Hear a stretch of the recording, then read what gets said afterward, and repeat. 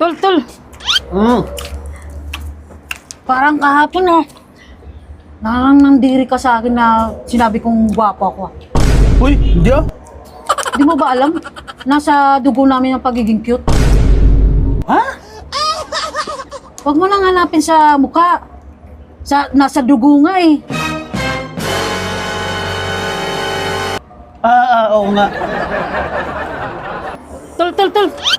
Uy, Ito na yung resibo na pinabili mo.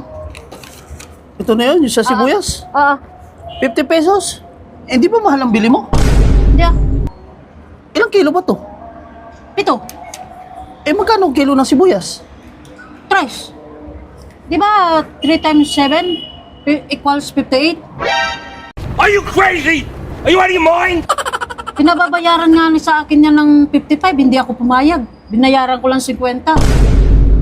Eh, magaling kaya to sa mental math. Tol. Parang giisip ka na. Lalim na naman iniisip mo ngayon Dito ko na naman, biktima mo na naman ako sa mga salita mo kapon. Kahit ano ba ang iniisip mo? Eh, paano ba naman kasi? Ah, Itong mga kaibigan ko, ah. hindi sila makatulong sa mga magulang nila. Eh, kahit ako, gusto ko silang tulungan. Eh, wala rin naman akong magagawa kasi hindi naman tayo ganong kalaking sahod natin. Sabihin mo dun sa mga kaibigan mo. Isa lang naman solusyon yan eh. Solusyon? Oo, isa lang ang solusyon yan. Sabihin mo dun sa mga kaibigan mo na lumayas na sila sa puder ng kanilang mga bulon. Yun lang.